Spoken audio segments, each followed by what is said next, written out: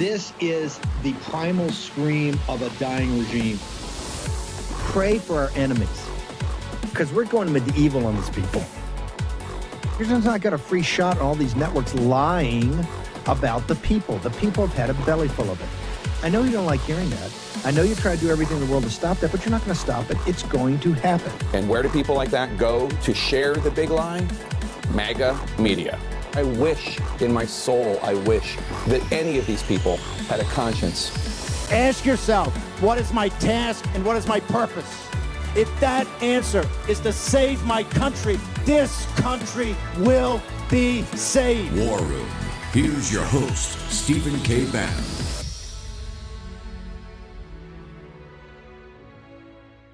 It's Thursday, 27 August in the year of our Lord 2026. Okay, momentarily, as soon as we work out our ability to get the to capture the stream that's coming from the American Legion Hall in Brooklyn, New York. This is very near where, in fact, this hall where the individuals that put up the money, or the group that put up the money, the American Legion Post that put up the money to put the plaque. What is the plaque? The plaque commemorates a event on the first day of the American Revolutionary War. This is, I think, kind of the first day, because the British troops, the British Expeditionary Force, who had started landing in Staten Island even before the Declaration was signed. A couple early vessels showed up, I think, on the 3rd and 4th of July. The bulk of it got there by mid to late July. General Howe, his brother was Admiral Howe. The expedition of the naval forces was massive. I think it's the largest they'd ever had. I believe it was over 300 vessels, both logistics and men of war. So as you can imagine, New York Harbor was absolutely packed. The bulk of the troops were on Staten Island. They were moved over to Sheepshead Bay, I think would have been last night, and today they were in place and ready to roll. There was a huge sweeping movement across Long Island and then up into Brooklyn Heights on the first day of the battle. This first day of the American Revolutionary War kind of went exactly like the British thought it would, obviously not in all the particulars, but their plan was against a very green Continental Army that was fairly inexperienced, although we had victories already at Boston. In fact, I think a pretty big victory in Boston, the siege of Boston. The Continental Army was still pretty inexperienced. It had some militia groups with them, but the strategy was very simple: shatter the Continental Army on a three-prong approach, three-prong attack, and force them back to Brooklyn Heights in the East River with their backs to the river, then just deliver a hammer blow and crush them. The retreat stopped from being absolute rout and fiasco because they had there was a stone house there that the Maryland Regiment, kind of an elite regiment from Maryland, among some of the finest families in Maryland, the Maryland 400, attacked, kind of as a rearguard action to slow the advance of the British Army.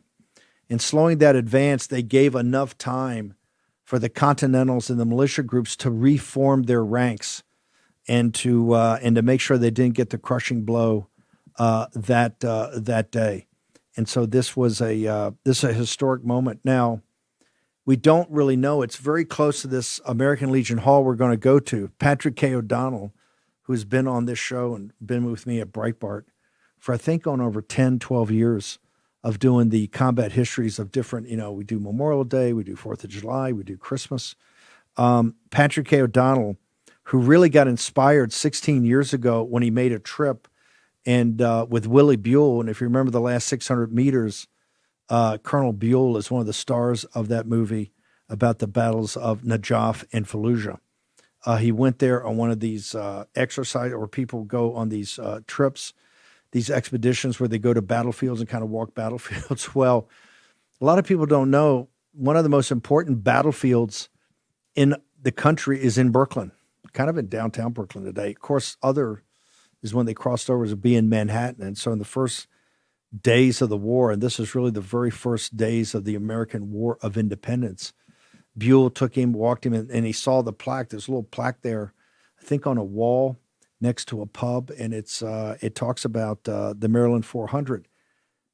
They are in a mass unmarked grave. We still don't know technically where it is, but it's within a very, very short distance, yards from where their sign is. But folks, we haven't never really been able to find it. Of course, hopefully this will inspire people to do a search. What I'm going to do, we're getting the live stream up. Let's go ahead. I did an interview just moments ago with the Post, the colonel that's the head of the Post. Let's go ahead and cut to that interview. What this means in terms of the American Legion is the American Legion honors our veterans. And these are our first veterans. Of course, the country was born with the signing of the Declaration down in Philadelphia. Well, it was paid for with blood here in New York. This is the first major battle. And it turns out that we want to recognize that every year. Actually, 80 years ago, the American Legion, the county, put a plaque around the corner on one of the buildings, as we believe that the Maryland 400 are buried here, sacred grounds. And that was the ones who died in combat in defense of the Katoyu House. And it turns out that since then, we used to read the names by the flagpole. But then about 30 years ago, they started doing it at the Stone House. And we participate with them every anniversary. It took place last Saturday. And then we retreat here to do a commemoration outside as we believe in these sacred grounds. However, today is special in terms of being the 250th anniversary. We do want to have that commemoration here for the Maryland 400. Colonel, let me ask you, everybody knows about the signing of the Declaration and we celebrate the 4th of July. This is really as important because the Revolutionary War essentially started today with the Maryland 400 and everybody else in the Battle of Long Island. But this is really the American Thermopylae. If it had not been for these heroes slowing down the British invasion, they may have driven General Washington's Continental Army into the East River. What are your thoughts about telling America about the importance of this battle, which has got to be in the top 10 most important battles in the history of the country? If not in the top 5, I mean, I always said that if the Maryland 400 didn't do what they did, we would be speaking the King's English. The revolution would have been over.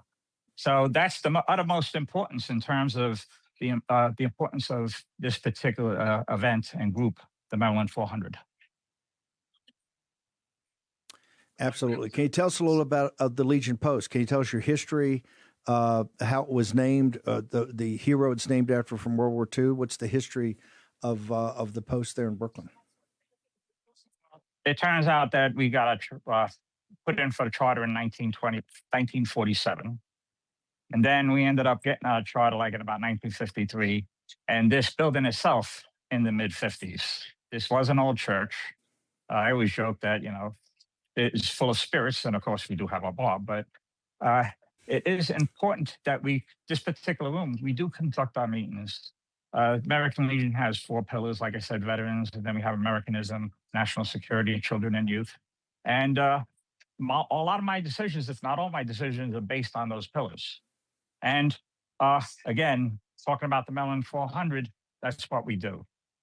This is taking care of our veterans and remembering the veterans, because there was, I wouldn't say proper recognition in terms of a place you can go. That's why it's so important for us to do this ceremony, particularly by the flagpole, because a stone's throw away, like across the street, is where we believe they are hidden by time. Oh, in terms of the post itself, Michael A. Raleigh, was mentioned, he died in Belgium actually on January 1st, 1945. And I believe he used to live we're on the border of the Gowanus and Park Slope. And he lived probably, I believe, on 6th Avenue up by 12th Street. And when we used to have a parade, we used to go past his house. But it turns out that that's the name of the post, and we continue on with our mission. Commander, Post Commander, do we have any, Colonel, do we have any social media? Do you have a Facebook site or a website that people can go to find out more about the sacred ground there at the American Thermopylae in the first day of the American Revolutionary War? We do not have our website updated at this time, but we are brooklynlegion.org, and we hope to have that page updated, hopefully not too long in the near future.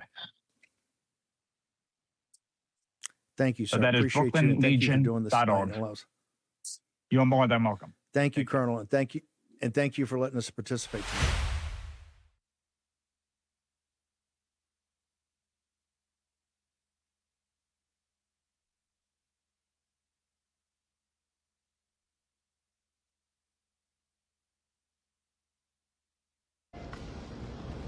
Present. Fire! Show the fire.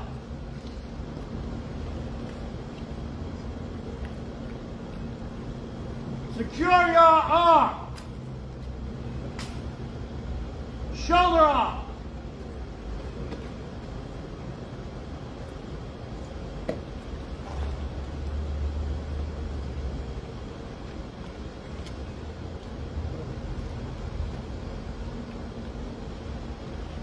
Worn arm.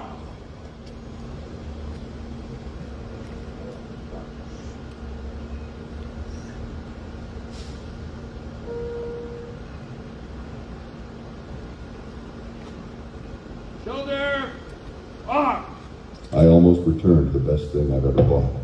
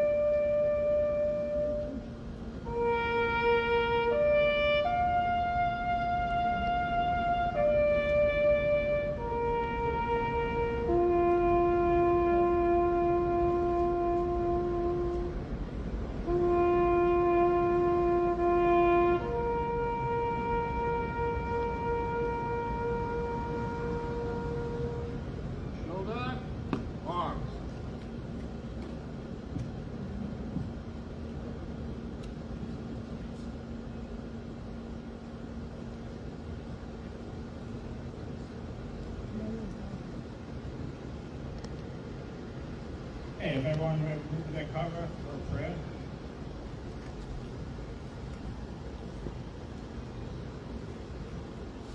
The Lord will keep you from all harm. He will watch over your life. The Lord will watch over your coming and going, both now and forever.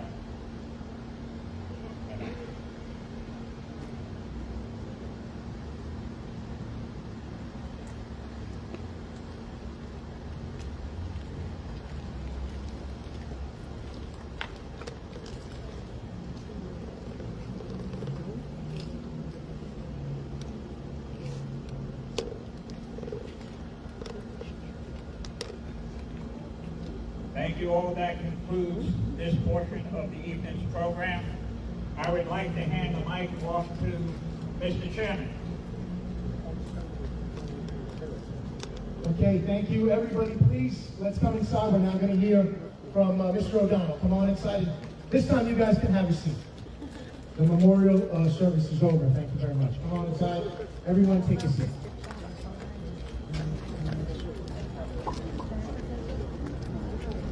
What's the timeline of when you guys get out? It's a 15-minute ride.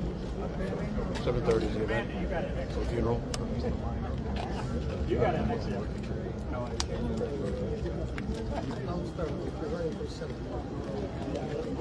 Hello, lady.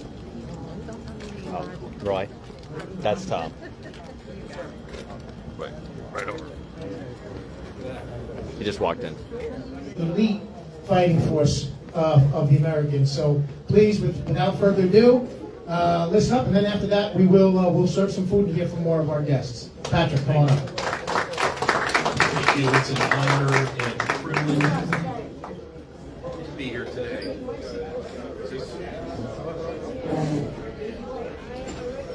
Hello, test. All right, there we go. It's an honor and a privilege to be here today. I can also read the room. I know everybody's hungry, so I'm going to keep it fairly short. But anyways, for me, this is a special full circle moment because 16 years ago, I was here and I found the rusted old sign. It was rusted then, got a paint job.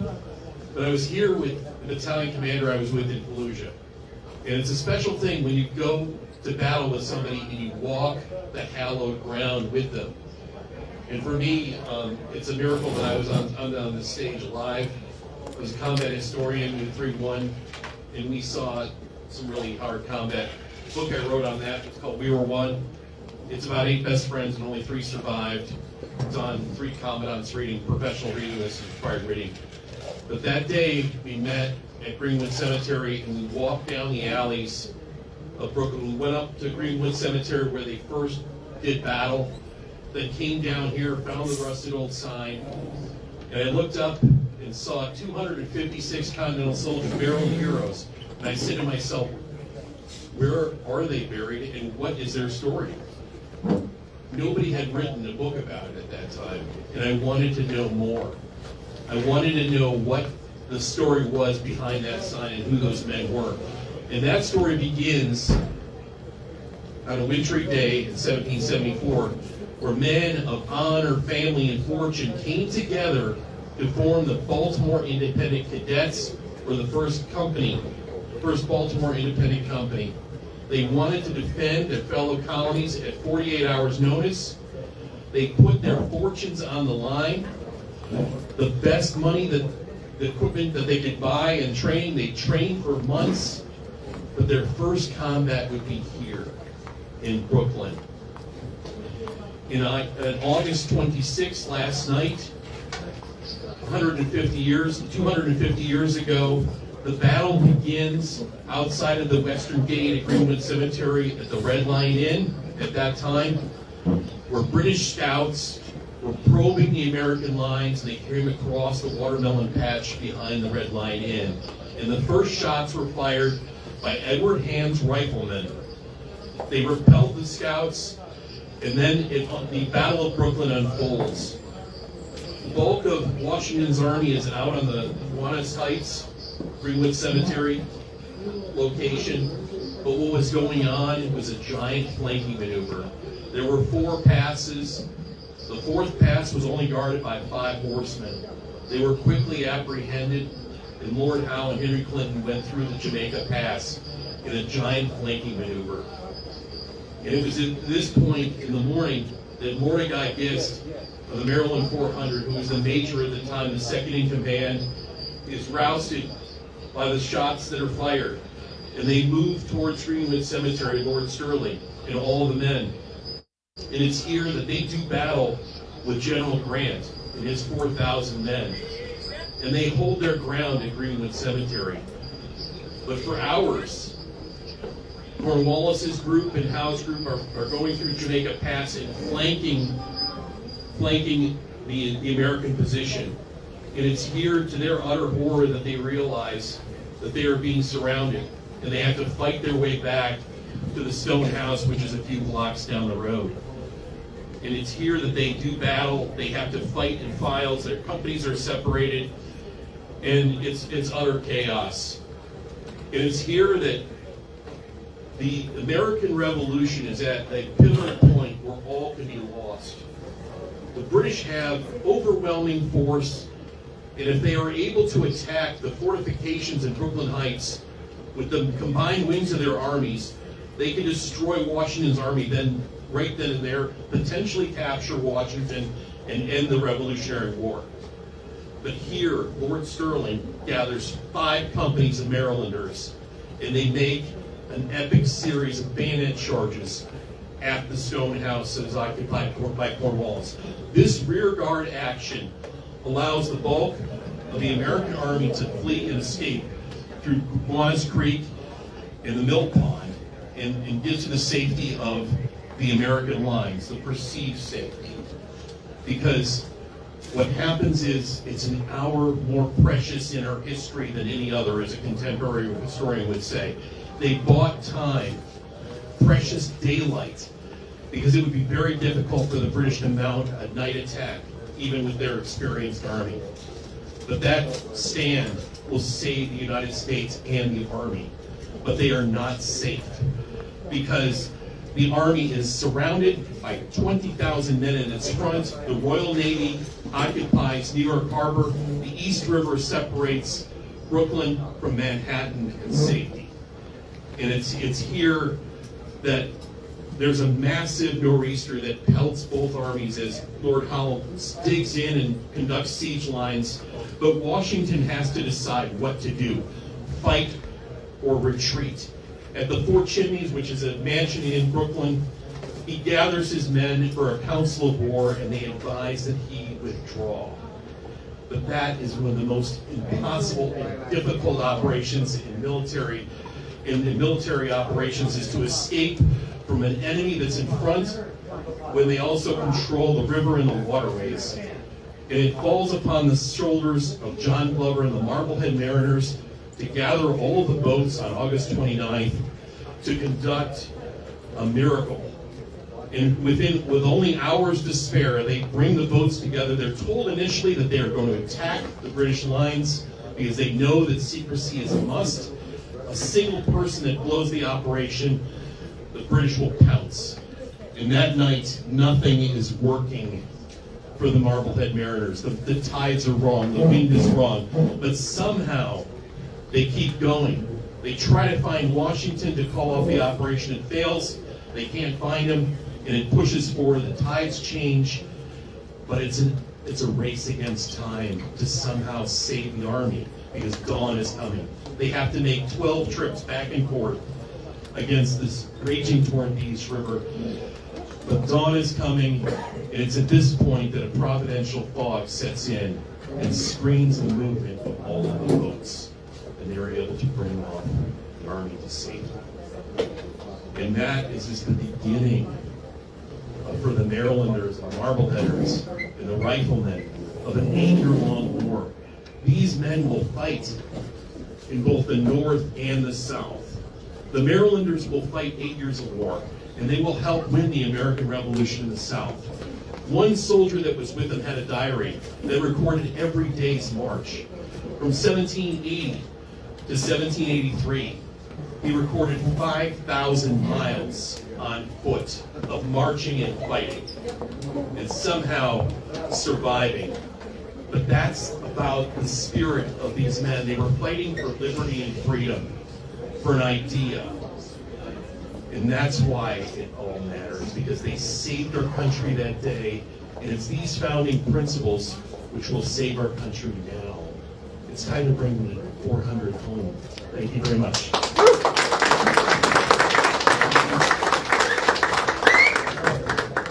Give a round of applause again for wonderful, and to thank you for writing and telling this story. I believe some members of the American Legion have a certificate for you. Chris, want to bring that up? Hey, I was on my phone, filming with my phone when you called me. And of course, Tim Feeney could not be here today. However, Oh, you want me to come on and do a hit? Okay. So therefore, you would assist me in terms of certificate of appreciation. I will try to do the how long do we have? In recognition of your timeless dedication to preserve and honor Yeah, the problem is that when my AirPods aren't cooperating, it's not allowing me to share my AirPods. Okay. Thank you. Patrick K. O'Donnell is getting an award there. We're going to take a short commercial break in a moment. We're going to go with some Dolly Parton. We'll try to get David Zere back up. Very nice little ceremony in commemoration for the Maryland 400. 256 of the Marylanders gave their life on the first day of battle. And of course, but they bought time. They bought precious time, as Patrick K. O'Donnell says. The American Thermopylae.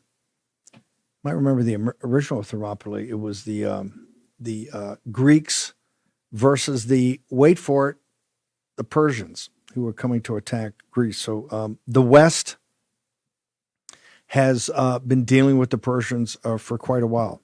We're going to take a short commercial break. Dolly Parton will take us out. Want to thank the team at Birch Gold. Text Bannon, Bannon, 989898. Get all the information totally free, all the guides for investing in gold and precious metals, and all the alternatives, the tax-deferred alternatives. Most importantly, put you in touch with Philip Patrick and his team. Do that today. Find out why gold has been a hedge in times of financial turbulence for, I don't know, just a couple of thousand years. Short commercial break. We're going to return to Brooklyn in the War Room on the first day of the American War of Independence, 27 August 1776. Back in a moment. Bury me beneath the willow, under the weeping willow tree, where he may know where I am sleeping, and perhaps he'll weep for me.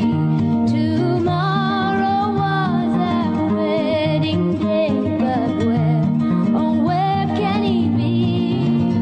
He's gone to seek another bride and cares no more for me. So bury me beneath the willow, under the weeping willow tree, where he may know where I am sleeping, and perhaps he'll weep for me. Let's do it again. Won't you bury me beneath the willow, under the weeping willow tree, where he may know where I am sleeping, and perhaps he'll weep for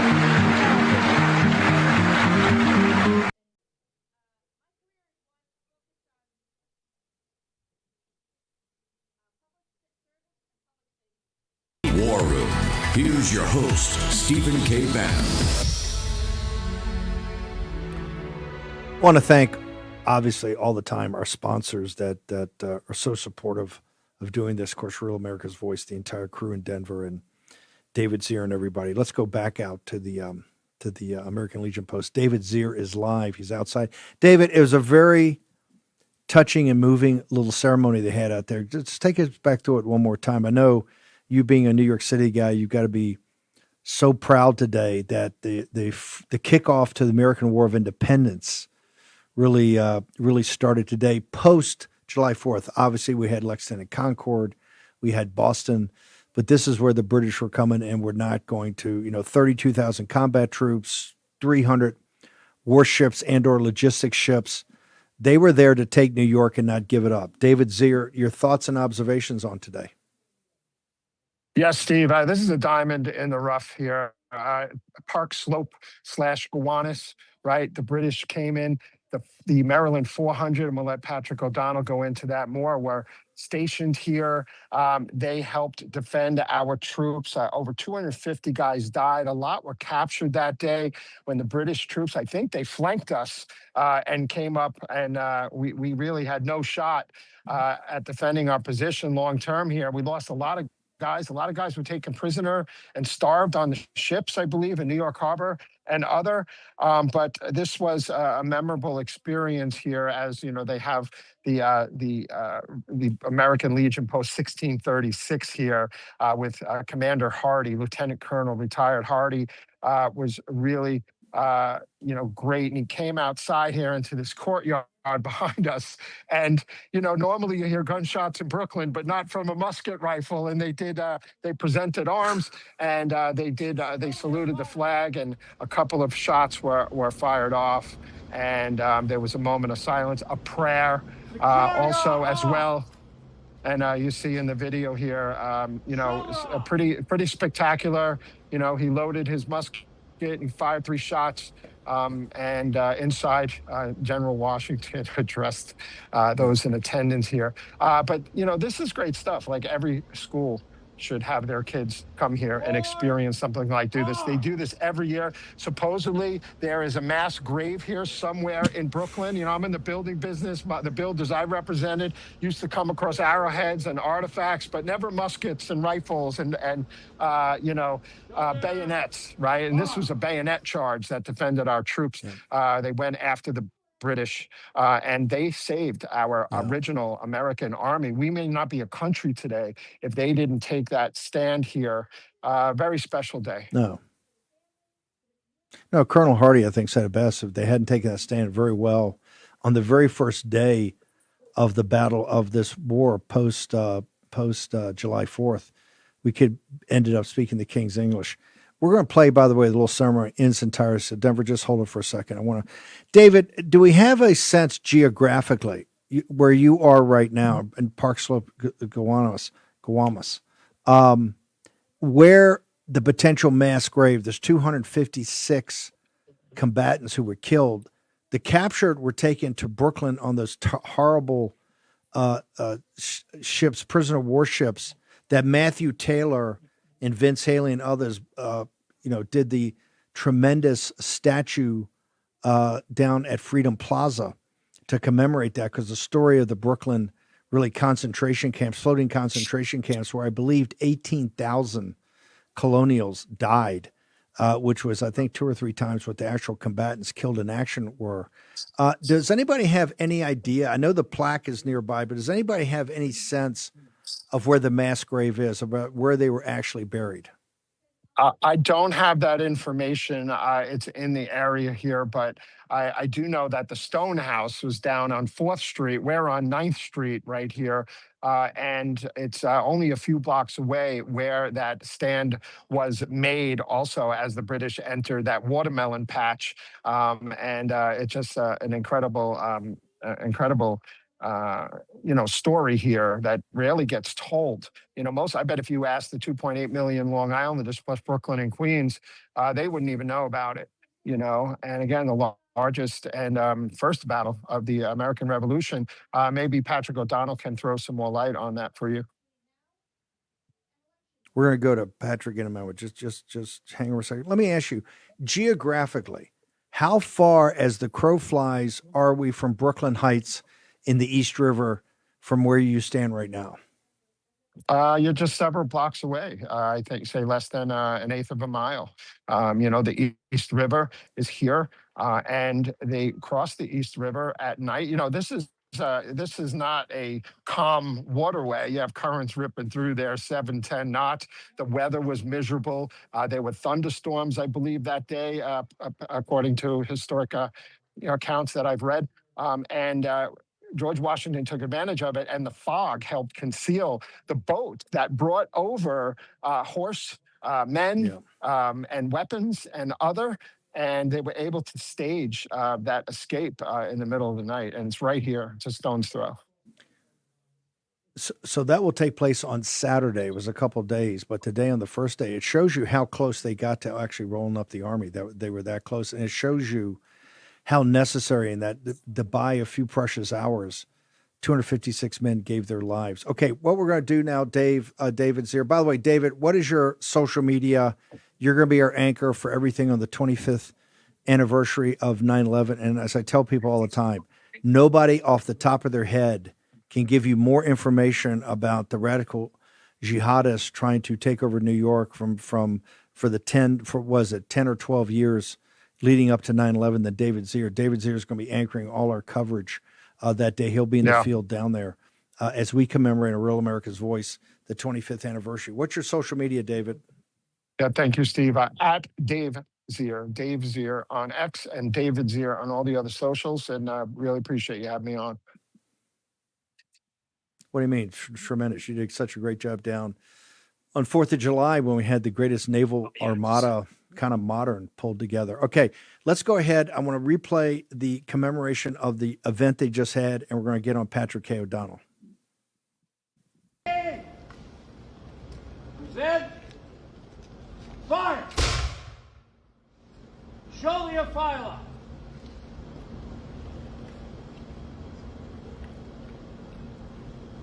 Secure your arm. Shoulder off.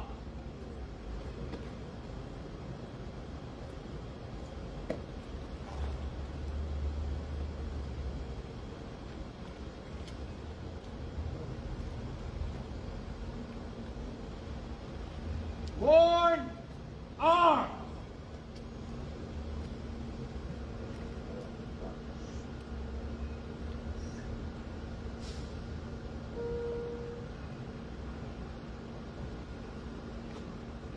Shoulder, arms. I almost returned the best thing I've ever bought.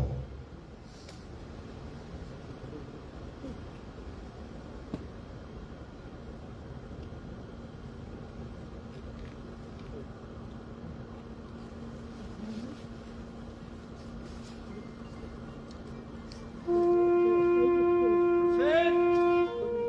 Arms.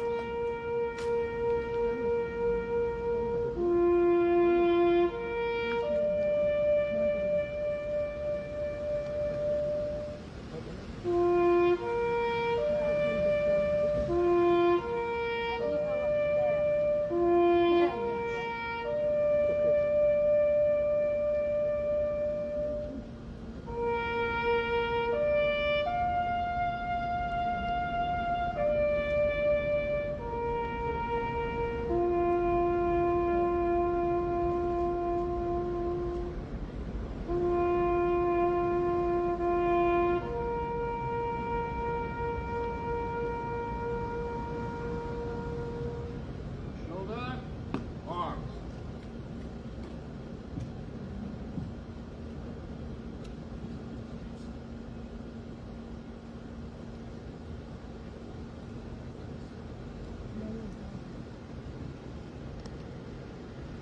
Hey, if everyone moved that cover, for prayer. Let me take it back. I want to thank our sponsor, Birch Gold. Been a lot of turbulence in capital markets. We're going to talk about more about this today.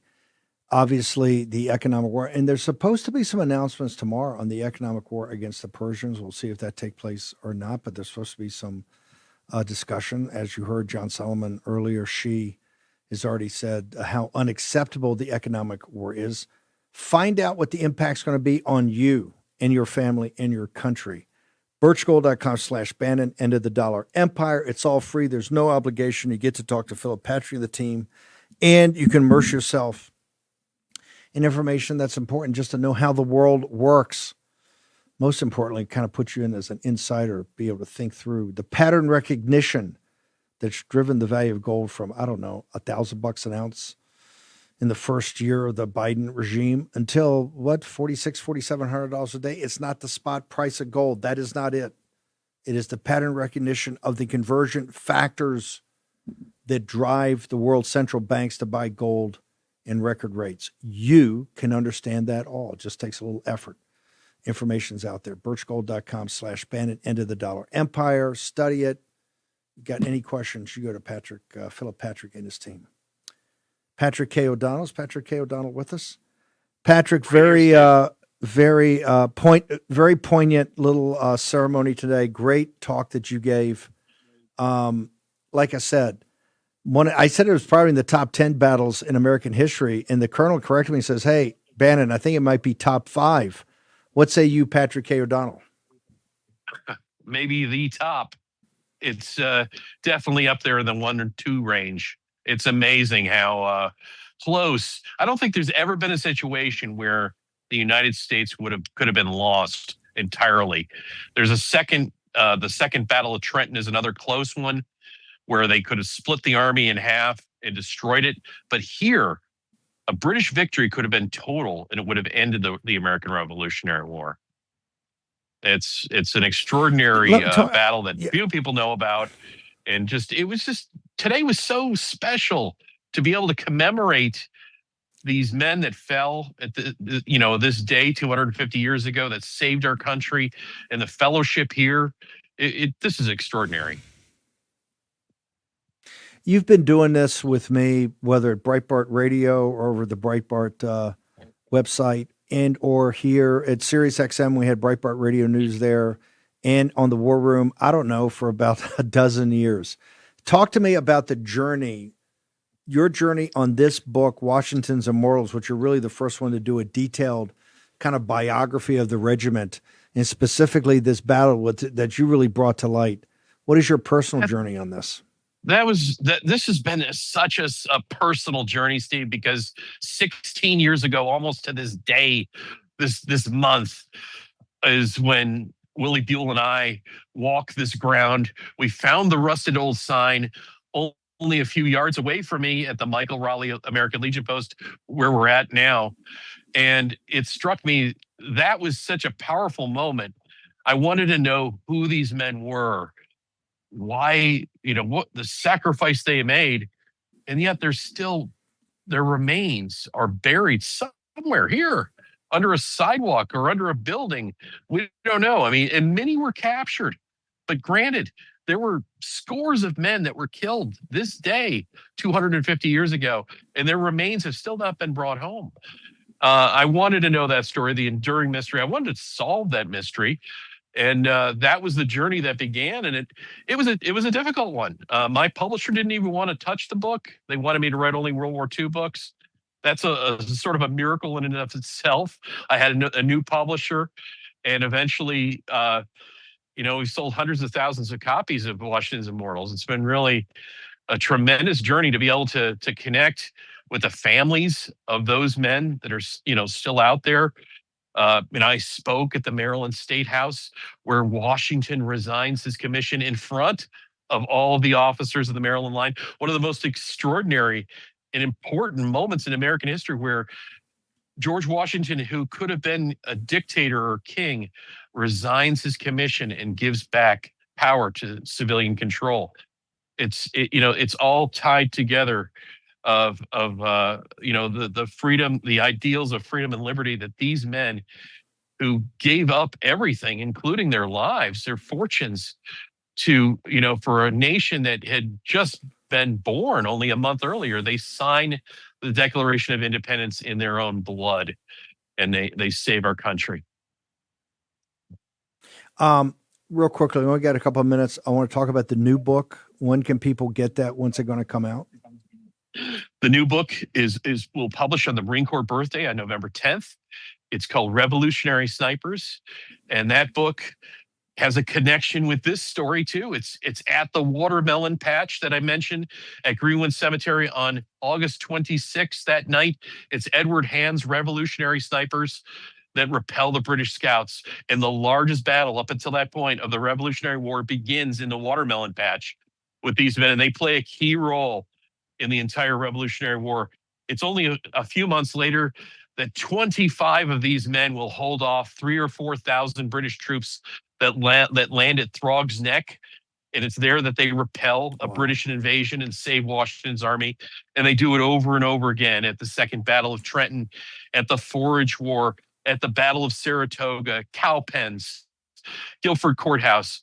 It's a legendary and epic story of Americans. In many cases, it's about the rugged individuals of the frontiersmen that are long hunters before the war, that will go deep into the behind the Appalachian Mountains with the Native Americans and survive woodcraft. These are really first special forces and the first members of the Continental Army. The first 10 companies that were all member riflemen. Revolutionary Snipers, Steve. Where do people Combat go? Historian. Yes, you read my mind. At Combat Historian is my Twitter and Getter account. And books are on, you can go to Amazon.com or Barnes & Noble and pre-order Revolutionary Snipers. Fantastic. At Barnes & Nobles or Amazon, they love that because it boosts the orders across the board. I'm gonna grab you after the show. We want to do something on Saturday to commemorate the American Dunkirk. I'll get to you, but I want to tell you something. Publishing, particularly military history, have been very focused on World War II. It was Patrick K. O'Donnell that really, I don't think it was Atkinson, because I think your book came out before his. You changed really the direction of military publishing when you said, hey, I'm going to do something on the Revolutionary War, and I got it. Washington Immortals kind of broke the mold and said, hey, it's not just World War II. We've got other wars and other great stories of ordinary men in extraordinary circumstances that became heroes. Patrick K. O'Donnell, I'll talk to you after the show. Great job up there. Say thank you to everybody up at the American Legion Post in Brooklyn, and we'll see you on Saturday, sir. Thank you. Thank you so much, Steve. Patrick K. O'Donnell. Now, how can you get better than this? We're going to toss to Dolly Parton when she left Porter Wagoner. When she left Porter Wagoner, she wrote a song.